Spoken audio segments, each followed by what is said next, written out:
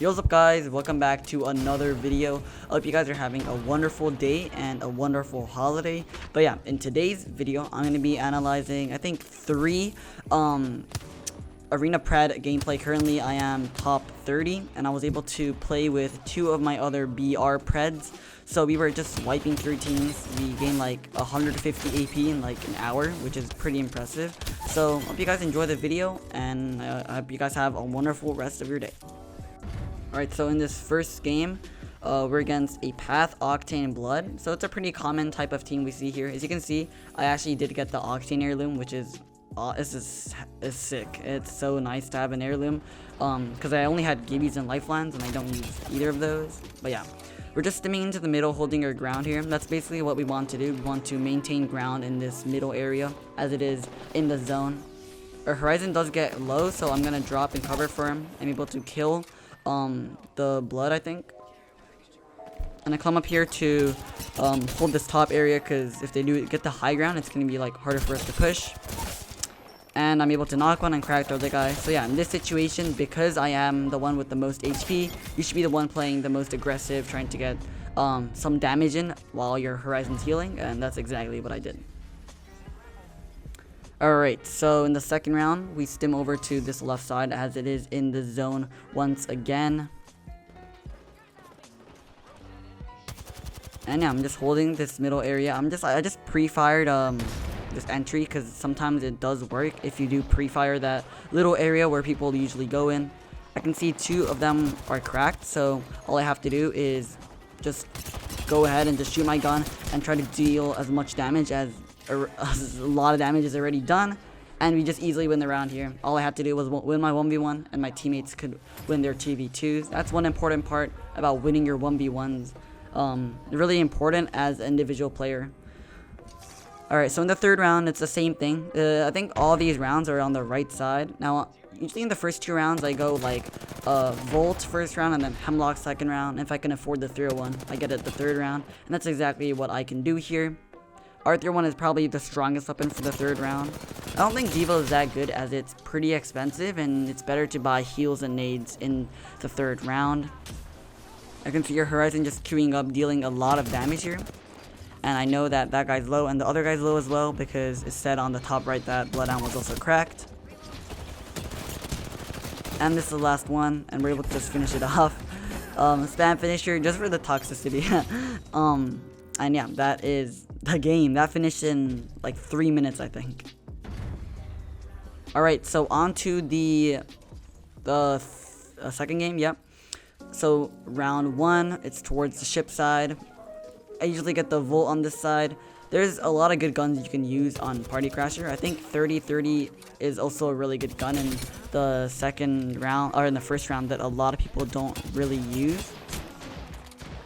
Now the Seer does swing me with the Mozam, and I'm not able to get good shots because the Seer does use really good cover against me while using the Mozam, and he's able to just kill me right there. Now our teammates, it's a 1v2 here, but our teammate's able to knock another one and finish it off here. Now yeah, my teammates are actually so good. You know, I didn't even need to be there. I was just third wheeling at that point because they would like 2v3 anything. But yeah, onto the second round, we have a blue Hemlock here. So yeah, blue Hemlock is a gun that I think is better on the left side, because there's a lot of like mid-range engagements compared to the right side where there's a lot of close-range engagements.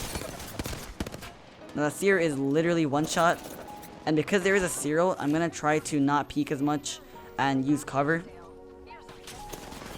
I see your teammate do try to push, so obviously I'm gonna push with my teammate.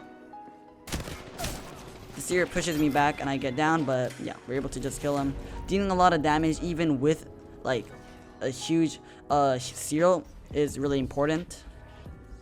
Now on to the third round. Yeah, once again I have a Hemlock again, because I feel very like confident in my Hemlock, because I know that it can do a lot of damage in this side especially. Just taking the enemies with the Hemlock is very important here, as I'm just doing, like, I'm hitting for like 20s and 15s, and it may not seem like much, but it can do a lot of damage, and I'm able to actually kill that Wraith, which is, honestly, I did not expect to kill that Wraith, but they do have a lifeline. They're gonna insta-res, So I thought here, okay, might as well just trade reses. I res the Horizon, they res the Wraith.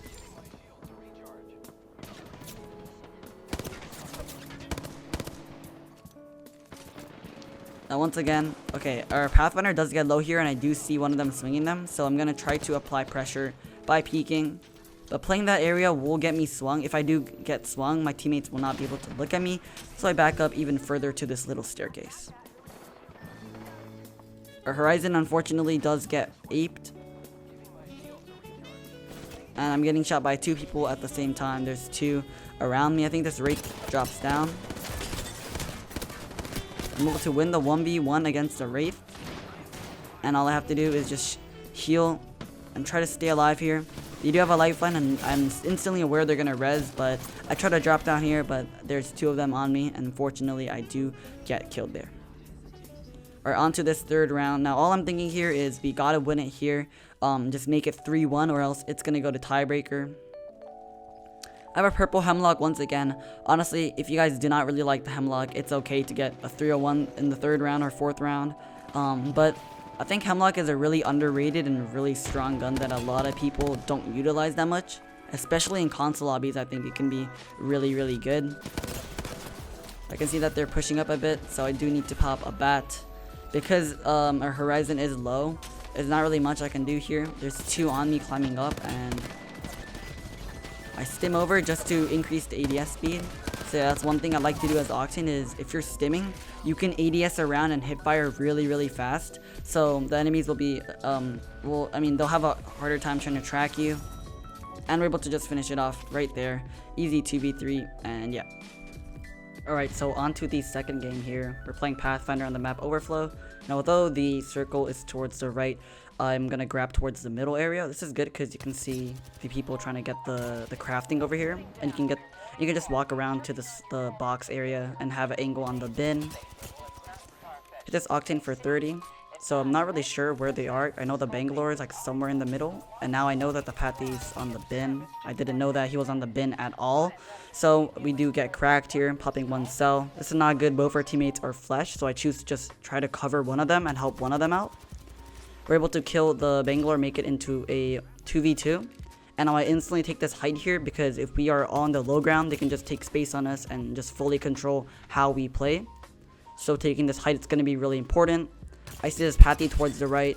I do crack him. I could have pushed him here, but unfortunately, I get shot towards the side, and we die here. Well, yeah, this is simply just really, really unfortunate. I try to shoot the Pathy, make the Pathy low, and then I get shot by the other dude while the Pathy grabs behind me, and I die. Now, this is a 1v2 by our Bloodhound, and unfortunately, yeah, he does lose this 1v2, but yeah. On to the 2nd round here. Now, I like to grab towards this middle area because I feel like taking the middle is like way easier to take a lot more space. Now here this Bangalore towards the right, and we're able to 3-tap the Bangalore. This is pretty insane shots, to be honest. I did not expect to kill that Bangalore. And now all we have to do is play slow. I see on the top right that our lifeline cracked 2. And I see this Octane in the corner, so I try to hit him with my Hemlock, but I can't. And I get beamed in my side. Now right here I'm just trying to buy as much time as I can for my Bloodhound to come and cover me. I shoot him for 20 flesh, so I know he's low, so I think he got it. But just in case, I'm going to grab all the way to the other side. Just in case our Bloodhound loses the 1v1, which I don't think he was gonna, but yeah, just in case. Alright, so on to the 3rd round here. We're going to be grabbing to the bin, I think, this time. Yup, grabbing to the bin. I see this Pathy. This Pathy does a good play by throwing the Thermite. I see a lot of people doing this, but I risk my life to win the 1v1. But I do this because I know I have a lifeline, and the lifeline can just come res me instantly and basically just get me back up into the game. So yeah, when you have a lifeline on your team, it's really easy to just instantly get back into the fight, or basically just trade kills, and then you can just res and reset. So that's basically why Lifeline is a really, really strong legend, and I really think that more people should play Lifeline because it can be really clutch in those scenarios. I messed up this grapple and hit the top area right here, but obviously I'm going to go to the middle area. Now this Octane has a Devo, and I unfortunately do get beamed here, so I need to drop down and pop a bat. This is not good. I see our Lifeline gets down too. But luckily our Bloodhound's actually able to knock the Pathfinder, which is a huge knock by him. He's able to hit some really good shots on one of them too. And we were able to just clean it up like that. Yeah, the last round was all Bloodhound. He was able to pop off there, and we were able to gain 31 points in this game. So yeah, if you guys do enjoy these videos, be sure to press that like button and subscribe. It means a lot to me when you guys do show some support to the video. But yeah, if you guys did come like this deep into the video, let's type dinosaur in the comments below. You know, if you guys actually do type dinosaur in the comments below, because I don't think a lot of people do, but if you do, you're a real one. Thank you genuinely for watching till the end. But yeah, thank you guys for watching, and yeah, see you in the next one.